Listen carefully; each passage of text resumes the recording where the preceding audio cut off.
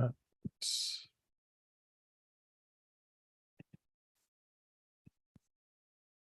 right, what's up, everybody?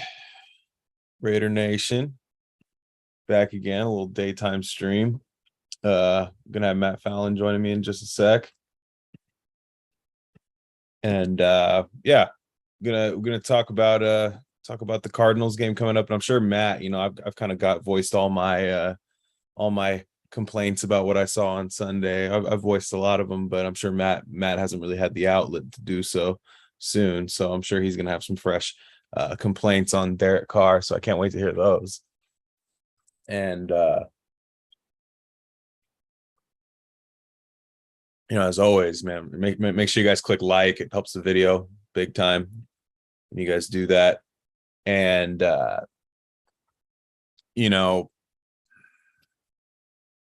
just trying to get this thing circulated out there. Definitely a more realist look at the Raiders, I think, than most programs out there.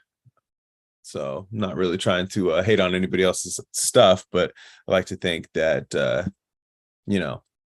myself and Matt do a pretty good job of kind of just being fans. You can tell we're fans, but being critical of the team, especially this team. It hasn't been great the last 20 years, although they haven't had a losing season in a while. But still, just get the link tweeted out here. And yeah, so looks like Raiders brought in Nickel Roby-Coleman, signed him, which is hadn't heard that name in a while, not gonna lie. That they must need, I mean, they need a little bit of help there. I mean, Anthony Averett's out. I haven't seen the final injury report yet, but it looks like they expect Anthony Averett to at least miss a little bit of time. And then they signed Billy Price to the practice squad. So that's an interesting one too. Billy Price is a straight up draft bust, but was taken high. And I'm never ever against taking somebody that maybe, a few teams in the league had really high, and just bringing them in on like a really low risk contract. Because you just never know. Maybe you can fix them. Maybe you can't. If you can't, then you just cut them free. I mean, it's really low risk, high reward. And the Andre James looks like he could possibly miss this week. I did not see if he was out at practice today, but looks like it's possible that he could miss this week, which would effectively move Parham to center. So you might have to shuffle some things around. Here comes Matt.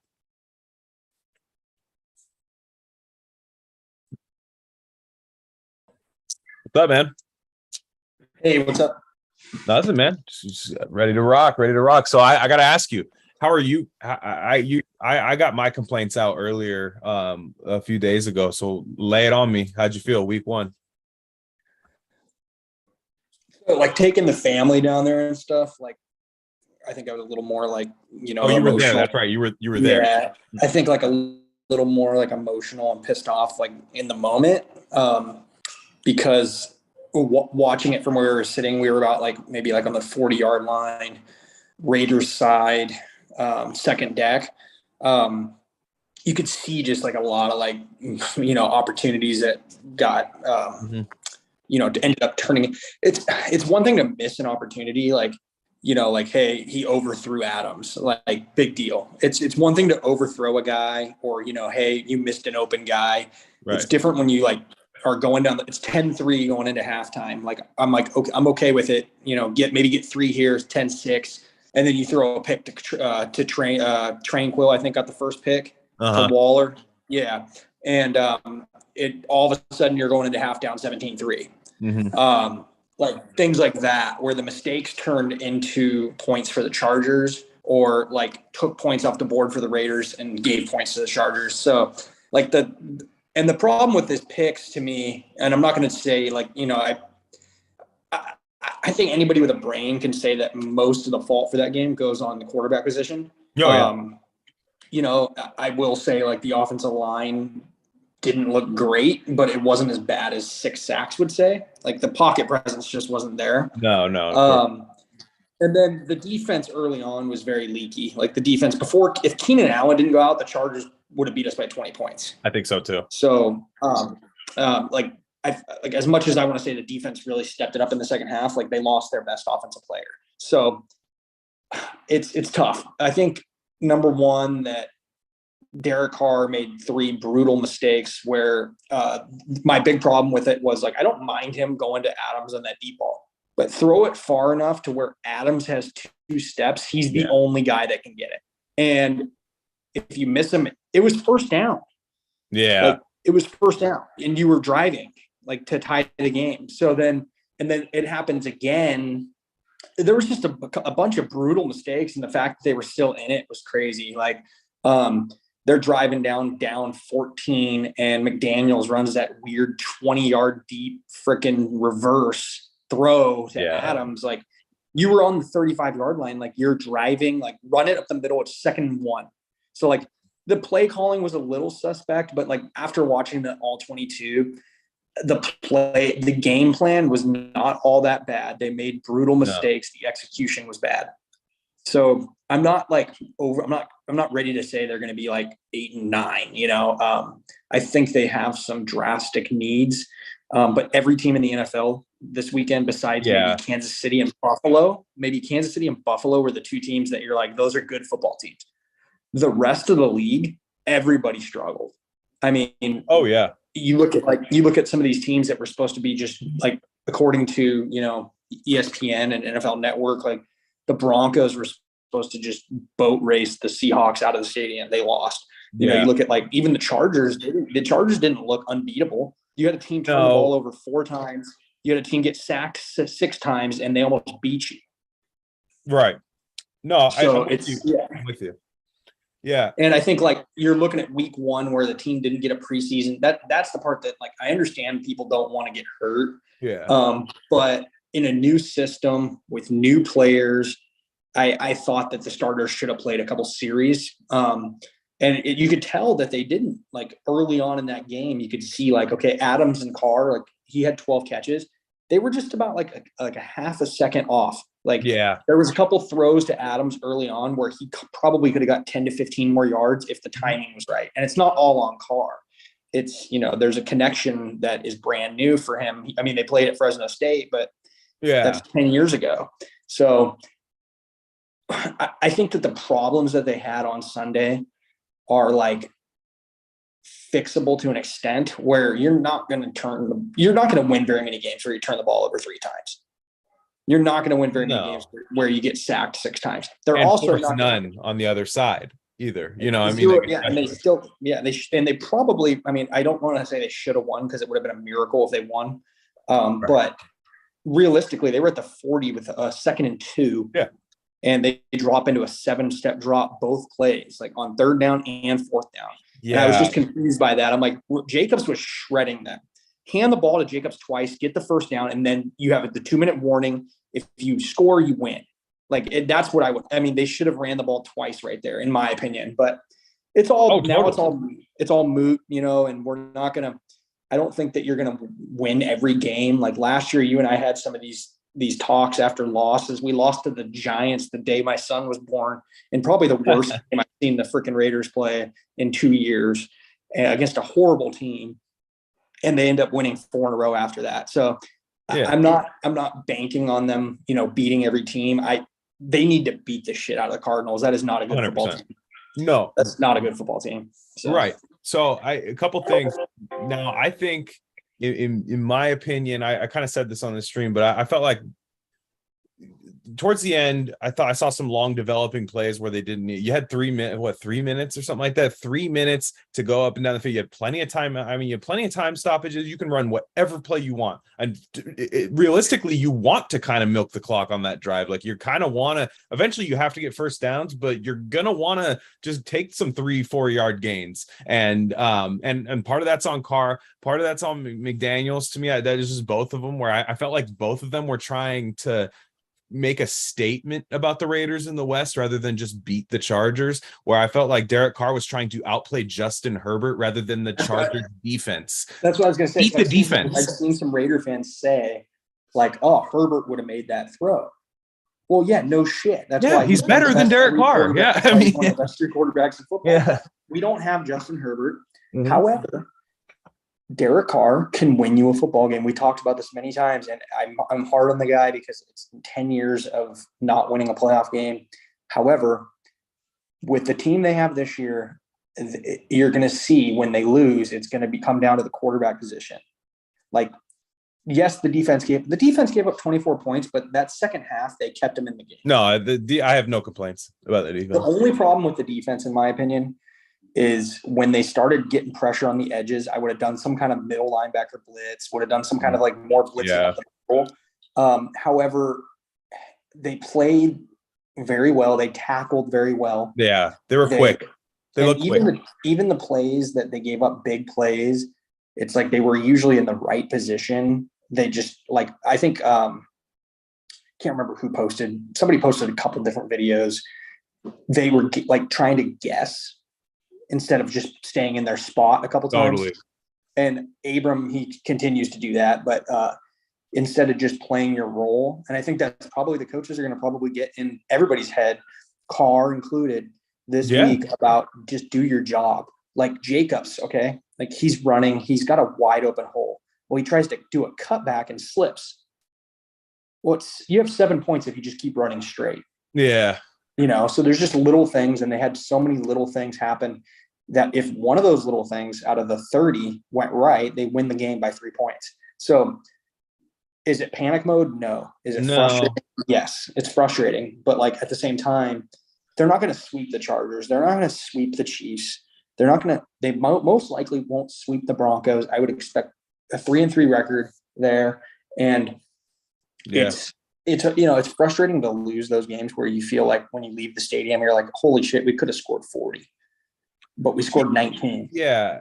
And the looks are there. What I like seeing is I like seeing that the looks were there. I don't know what Carr's version of Mac Hollins is, but Mac Hollins seems to be open on a lot of plays. He was. I kept saying that. Yeah, I even my boy Marcus Johnson, who definitely gets accused of being a Carr stan, but even he's saying I don't know why he doesn't want to throw to Mac Hollins. Like I don't. After the heat that Marcus got for calling out Max Crosby on one play. Yeah.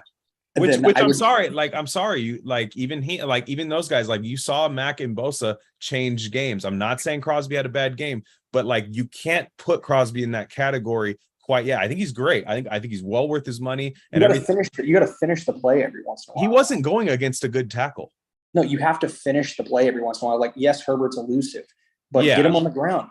No, and Herbert did a good job. As soon as he knew his tackle got beat, that ball's out or I'm out. That's two. There's two options there, and Carr did neither. So that's the thing. Well, I mean, Max Crosby would have sacked.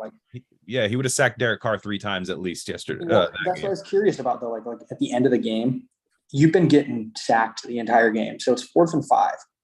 Okay. Yeah. Devontae Adams has been opened on every play the entire game. Run a fucking slant. Give yourself a chance. Something quick. And get the ball out. Yeah. I don't get it because it's like, to me, when I see quarterbacks, the best kind of like 12th ranked quarterbacks around that 12 to 15, the Carr, Cousins, Dak Prescott, that time, the best plays they make are when they know that they're not the best. When they know to operate the offense that they're in. Just operate the offense. I'm not saying McDaniels might have had McDaniels might have got a little overzealous with trying to hit Adams deep and maybe trying to do Brady to Moss situation right off the bat. But like, to me, at the same time, like just run your offense. And the defense is the same way. There was a few things BD Williams was breaking down where it's like, if Divine Diablo just turns his head around here and just instead of just chasing after somebody, that Herbert touchdown where he splits coverage doesn't happen. There's all these random things where it's like, man, it looks like, at least, I don't know if it might be too premature to say they're well coached because we can't crown McDaniels anything yet or Graham, but you can say that probably both of their schemes are pretty damn good, right? The scheme I will say that are very good. So operate the shocking thing that you and I talked about a lot last year was like they had some comeback wins, but generally speaking, the Raiders would come out flat Right. first half, which they did again. Mm-hmm. But very rarely did you see a second half adjustment from John Gruden. And I would say that they had a very good second half game. Yeah, plan. totally. They came out and scored right away. The defense was doing their job. I will say that I was just a little disappointed in them not running the ball more. I thought shortening that game would have been better. I thought that Jacobs was getting 4 or 5 yards every time he touched the ball. And they would put themselves in a 2nd and 5, then they would throw 3 times. And it's like, just run it one more time. Like, I don't like to establish the run or anything. The Chargers were the opposite. I thought the Chargers should have not ran the ball at all. They were, every time they ran the ball, I was like, thank you. Yeah, like, it was second, 1st and 10 every single time. Joe Brady run the ball, and it was like, then it would be 2nd and 12, then it would be 2nd and 11, 2nd and 9, and they ran it like literally the second half. Every single first down, they would run the ball, and I was like, anytime you take the ball out of Justin Herbert's hands, thank you, I appreciate it. But overall, I mean, you lose a game by 5 on the road to a division rival that you played shitty. So their schedule coming up, whether anyone wants to admit it or not, looks pretty winnable. I would say Arizona, Tennessee, and Denver are all beatable teams. Totally. If you play a good game, you should win all 3 of those games. Denver, I am not sold on. I haven't been since day one. They are not a good football team. No. They do not have a deep football team. They do not have a good offense. I'm sorry. I like Russell Wilson. I do not think that offense is any better than Seattle's offense. I don't think that Jerry Jeudy is as good as Metcalf. No, I don't think Sutton is as good as Tyler Lockett. I don't think that whoever they have playing tight end is as good as Noah Fant. I don't think that, so I think that Russell Wilson got into a situation where he has less weapons than he did when he was in Seattle, and everybody was talking about their weapons off season. So, well, what Russell ran into the situation where I think people need to start asking, in fact, where like Russell Wilson, because Russell Wilson seems to always be chasing this scheme that allows him to do something. But really, every time you watch Russell Wilson play with any offensive coordinator, it's play action pass, run around. Oh shit, my guy's not open. Run around, jump ball. That's or run. That's Russell Wilson's scheme. So it's like they're noticing that, but you don't have DK Metcalf. You have 165-pound Jerry Jeudy, who is. He made one play. He made one play. Which like it off. The DB should have picked it off. It was an underthrown ball, and then he dropped one later. Cortland Sutton's good. I think Cortland Sutton's good, but he's always like a walking like question mark on his name with the questionable thing. And exactly. But let's focus on the Cardinals here, I guess. Now, one thing that's going to happen is Vance Joseph, Carr got blitzed to hell by Derwin James. Right? Derwin James looked insane. Every time I watch Derwin James play, I get viscerally mad. I get super pissed off, and it doesn't help. I'm not mad at Colton Miller's thing, but he played horrible. Colton Miller was horrible. It's actually kind of crazy how bad Colton Miller played. It was his worst game he's had since his rookie year. It was bad.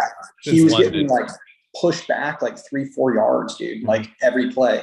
But then I was thinking, like, why are you guys not doing any sort of like screens? Or screens, chipping, more chipping. Do a wide receiver screen. They did one wide receiver screen to Adams and they got 8 yards. And then they did one screen on a running back and Carr panicked and threw it into the dirt. Right. But do like a tight end screen to Waller. Do a freaking whatever, get the ball out quick, whatever. But they were tunnel. Yeah, I'm with you. I'm looking at the Cardinals, okay? And James Conner scored a lot of touchdowns last year, but he's not somebody that scares me as far as breaking off a 50, 60 yarder. And, Eckler always runs that risk that he's going to break one off. Kyler with his feet, he could beat him a little bit. Right. They got Hollywood Brown, who's a decent wide receiver. Mm-hmm. But, hopefully Hobbs can lock him down. Physical. AJ Green, he's a shell of himself. He had 26 yards last week. Rondale Moore, they just said he's out. Okay. Their wide receiver, and then Andy Isabella's out. So Zach is still questionable, but he scored last week. But like, I'm not as concerned with the tight ends as I used to be. Like, even Teamer was on Everett, but it was just a crazy throw and a crazy catch. Oh yeah, that was tough. And then on defense, the Cardinals corners are, Byron Murphy, Trayvon Mullen. Trayvon Mullen's probably going to be out. Yeah. But you have Marco Wilson covering Renfro. Yeah, so, and they're going to blitz. So those corners are going to be they just don't have a very talented defense. They gave up 44 points, and the Chiefs probably could have scored 60. Yeah, and they're just going to have blitz beaters because Vance Joseph is basically Greg Williams. Nobody knows this, but Vance Joseph is the same guy as Greg Williams. It's not well disguised blitz. It's we're coming. What are you going to do? But that's where you need to have those two-step quick read, like the Patriots. Because you do have Buda Baker. The ball out right at the freaking snap. Yeah, because Buda Baker is fast as hell. So that is going to be the guy. They're going to see what Derwin James did last week. And I'm not saying Buda Baker is, as far as blitzing, is as good, if not better, than Derwin James at blitzing. He's a freak. So he's coming at you. Like it's no disguise of what the Cardinals are going to do next week. And I could understand that maybe they didn't think that Carr was going to get blitzed as much as he did with the Chargers, because I think the Chargers trusted that they had Callahan down low, because Callahan had a really nice game, and like they had some guys that could kind of go one-on-one with some of the Raiders receivers. I don't know that that's there with Arizona. I don't, and that's actually a silver lining for a lot of Raiders fans that are down right now. Not a lot of teams have the horses that the Chargers have as far as in coverage, along with pass rush. It's usually either or with a lot of teams. It's just tough. It's tough to have. It's tough to have. An update for you on the Cardinals Thursday practice. Okay. Zach Ertz did not participate. Okay. Andy Isabella did not participate. Rondale Moore did not participate. JJ Watt did not participate. Andy Isabella already said Rodney Hudson rest.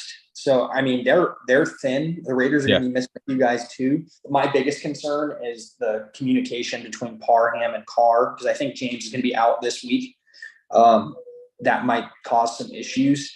But I think that overall, another weird thing about the Chargers game is it's the first time I've ever seen someone rotate the offensive line like that. That was very weird.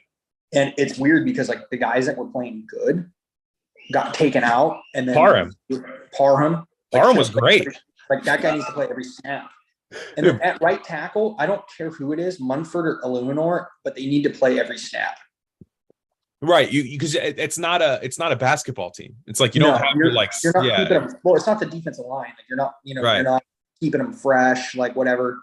I get what he was trying to do. I think like they got sacked 3 times and he was I think he panicked. I think he panicked a bit. I think he kind of saw one bad thing happen. I have to change this immediately. It's like almost over adjusting as a coach, if that makes sense, where people gotta remember, like McDaniel's like, is stoic and I think he does actually a really nice job in these press conferences and everything, but like I think he's a little bit nervous, honestly. Like I think he's a little bit, we're not talking about a 20-year head coaching career. He had a horrible stint in Denver. So I think right now he's a little bit like, I can't have this happen. This can't happen. So I have to shuffle stuff around, when sometimes you got to just look, this is the offensive line that you brought in. Like, this is who you have. You didn't make a lot of changes other than cutting Leatherwood. There are not that many and drafting Parham. Those are the 2 big changes on this offensive line that happened from the year before. So obviously you liked what you saw, or at least thought it was workable on the tape last year. So if you're going to do that, Parham, as you mentioned, Parham playing center, which I'm actually excited to see, because a lot of people that are high on Parham were like, that's good. The only thing I'm scared of is now who plays guard. Lester Cotton and guard. Simpson and Cotton. Cotton, I didn't care for. I like Simpson. I think Simpson's just fine at guard. But if you put those 3 right there, I guarantee you the run game is going to be fine. Those are some big boys in the middle. Athletic young guys too. Like we're not talking about Denzel Good. We're talking about these athletic guys that can move, run some screen. Patriots games, I feel like all I watched were screens with Patriots and stuff, and like all these, James White screens and stuff, like all these things. I want to see that. The Cardinals are fast, so I'll say that much. I think the Cardinals, they have the Simmons, the Baker, they have speed on defense, but I also think they are not as disciplined. I don't think they're nearly as well coached on defense as the Chargers are. Because say what you will about Brandon Staley, I don't think he's a great head coach, but I was actually talking to some Charger fans. Like if they lost that game, they were calling for his head, dude. Right. He just makes some boneheaded decisions, bro. But he calls a defense. He calls a defense well, I think. He does, but like his game planning, like his timeouts, he does, like he goes for it on fourth down when he doesn't need to. Or when he does, he tries to sneak it from like 4th and 1 instead of 4th and inches. Like it's like Herbert's not 7'8", dude. He's like 6'6". It's different. Yeah. Like, and I do think like I saw enough things from the Raiders to where I'm like, this is a team that is gonna play good football. You may see some frustrating things. I think that the anomaly that they are an older football team because they have some old guys on the team has gotten into some people's heads. They are still a very young football team, especially on the offense. Like offensive line, they have some young, all three of those interior linemen are young. Yeah. They have young, I'm sorry, no, I didn't mean to say the offense. On defense, I mean, their 3, 4, 5 best players on defense are all very young players. Hobbs, Morig, Crosby, Diablo's promising. He's promising. Yasin is like, 24, 25. But, you have these guys that are all still developing as football players. So the defense is going to take its lumps. Like they are going to take their lumps. They're going to be in, but one thing I noticed, even in situations where they gave up some yardage, they weren't completely out of place. Like last year where you're like, why is Abram on 14 yards away from the ball carrier or, whatever. And besides the 1 or 2 plays where Abram again bit on the fake, like he always does, he played a pretty damn good game. Yeah. He played well enough to where you're like, this guy's not a liability out there. And then Deron Harmon filled in for Morig and he did fine. Like, I think so too. We need Morig back. Hobbs played a lot more outside than last year. I think he was mostly outside. I think that's what he's going to play in this scheme. And he did fine, which was everyone was kind of worried about. Generally speaking, the slot, they had Averett in there and he played very well, and missing him is going to be tough. That's going to be tough. Roby Coleman. They signed a couple guys. Amick, I think, can handle it.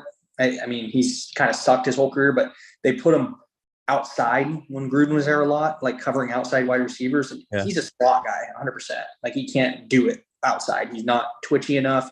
So I think they have the pieces. They were also bringing Morig when he was in there down to cover the slot a little bit, which I found interesting. So they'll probably do the same thing with Harmon. So I think that they have the pieces. They need to get healthy. They're missing 3-4 starters already, but so is Arizona. So Arizona's missing wide receiver 1. I mean, you can't really say like they're missing wide receiver 1, fucking DeAndre Hopkins. They're missing their wide receiver 2 and 3. They might miss JJ Watt, which their whole defense is like built around, which kind of sucks when that guy's like 37 years old, and then you have all these other guys. I don't know if they're going to miss JJ Watt. I could totally see him not practicing today doesn't necessarily mean that he's not going to play, unless Kingsbury says as much. But they said he thinks he's going to play, right? Which he might, and he's an impactful guy. I mean, that's with that young interior offensive line. That's not that guy. That guy knows how to fucking do some hazing on those guys, man. Like that's going to be tough. And but the thing is, on defense. Now, one thing I think that's different about the Cardinals and the Chargers is people will have lazy analysis and say that, oh, well, we're facing another guy who can move around, move the pocket. That's going to give us trouble. Here's the thing. Herbert can make plays from in the pocket. Kyler Murray doesn't make that many plays from inside the pocket. Well, there's two differences. Completely. Okay. And also, if Crosby, when this play, it's classic Raider, like, oh, we almost made a play. When Crosby got there and affected the throw a little bit, it just lands in no man's land. Kyler, that thing's not even getting out of his hand. No, I know which one you're talking about because we were like behind by like. And then, no, the penalty was the next play. Down 17-10, I think. And then I see Crosby burning off the edge and it's an incomplete pass. So now it's 2nd and 10, but if he was there a half a second sooner, that's a fumble 6. Yeah, or if Herbert wasn't as big. I mean, the fact that guys are just big enough, they can get a little bit more on that ball to go out. Kyler, that thing might go right to a defensive lineman. You know what I'm saying? Yeah, and I think there's another difference and it's the classic like Raider fan when we talk about Carr being more mobile, we're not talking about him running for 55 yards a game. I'm talking about him being mobile in the pocket, like Herbert, like Rodgers, where Brady. that pocket, Brady's probably the slowest quarterback of our lifetime, and he still manages to be mobile in the pocket. So Murray, just because he's a mobile quarterback, does not mean that he's mobile in the pocket. Yes, he can run around a little bit. However, he's not stepping up into throws behind his lineman because he's 5'9". He can't see the middle of the field from in the pocket. Yeah, so it's different. He rolls out. He rolls out because he has to. Yeah, and one thing I like about Patrick Graham is he's smart as hell. Like he's not like you can tell he's not one of those guys that's like, oh, I have the same game plan for every quarterback. Like my team, my scheme is the best. He's one of those guys. He's gonna try to clog those lanes. He's gonna clog those vision lanes in the middle of the field, make him break the pocket. I do think the Raiders actually have some decent speed at linebacker finally with Diablo and guys like that who can track him up and down the sideline. And I don't know if they have these receivers, the Cardinals. I don't hate our secondary right now, and I don't hate them at all. And I don't know if the Cardinals have those. Mike Williams. I mean, I've never been the biggest Mike Williams fan, but where was he that whole entire game? You know what I mean? And I don't even think the Cardinals. Pete Hobbs had him in jail. Exactly, and I'm not the biggest fan, but he's better than pretty much anybody the Cardinals are putting out there. Hollywood Brown's a different style player. You're gonna have to kind of cheat some safety help over that way just so you don't get burned.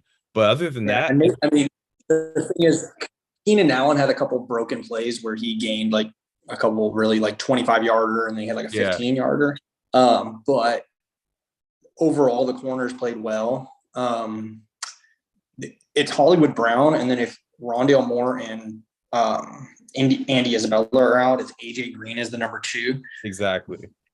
I'm not nervous about that. However, last year you and I were talking about the Giants, and we were like, I'm not nervous about anything, and then we lost. So I'm always nervous. But true, but we had a wide receiver. We had Henry Ruggs happen right before that game, so that's a little different too. I still think that game What's your prediction for the weekend here? I think the Raiders win. I'm going Raiders win 27-20. I still think it's going to be one of those games where the Raiders are up most of the game, but then like there's going to be like the Cardinals are going to have the ball at the last, down 27-20, and everyone's like, we're still not going to get that game where we get to just laugh. It's going to be like, yeah. I think it's 34-28 or 34-27, roughly. Like, I think the defense will give up a couple. I think it'll be like 38. I mean, sorry, what did I say? 31. I think it'll be like 31-20, and then they'll score late, something like that. They'll score to make it a 1-score game, and the defense will get. We'll see, man. I'm thinking, the next 3 games are very important for this team because they're all winnable. Yeah. Tennessee is not a good football team, I don't think. I mean, they lost to the Giants, but so did we last year. But I think they just don't have weapons like they used to, and Henry's getting a little older. He'll probably still run over you, but they don't have like the wide receiver one. They don't have. No, but they have that interior defensive line with Simmons that really scares me, though. If you don't have with Landry out, that defensive line. Yeah, no, step back for sure. And they're beatable. They're beatable for sure. Denver will be a barn burner. But it's I don't think that Denver team is unbeatable. No. So, and then I think it's those 3, and then KC, and then we play KC. Right. So you want to be realistically 2-2 or 3-1 popped into that game, to the KC game, and then at that point, if you're just around 500 after that first 5 games, I think you finally start to see the team gel around what they're trying to be installed now, because this team has seen nothing but Gruden for the last couple of years, and some of these other guys are coming in from outside. I mean, you've made a couple huge signings. I think people are like really freaked out about Chandler Jones for some reason. I'm just like, man, it's okay. Like, I mean, you want to see him beat up on Rashawn Slater, but he looked better on tape than he did on TV. Like he still had the speed move. He was just again, they do it every game that we play Herbert. Slater would push him outside. He'd get beat, and he would still. But Herbert moves so well. Yeah, he just play the Chiefs on the 10th. You get Texans, Saints, Jags, Colts. So, I mean, once you get into that stretch, if you're 2-3 or 3-2, those are 4 winnable games right there. Yeah. And then, I mean, to go even further, they play the Seahawks after the Colts. So, right. they have like the schedule to me is not as bad as people initially thought, but there's also not very many good football teams. No, and like we just don't know. Like we don't know anything about half of these teams, and you don't know what the injury report's going to look like that week. Yeah, it's hard to look ahead because like last year you would go into games and you're like, this game was like when the beginning of the year looked like it was like a cakewalk, you know. And they don't have any answer for Henry Ruggs. Yeah. So yeah, I think my phone is about to die. Yeah, I got you. But I'm glad that the electricity didn't go out this time. No, and I'm glad it's like a brisk 70 degrees where I live. Right. We needed that. So yeah. All right, man. Well, hopefully we're 100%, celebrating next week when we're talking about the Titans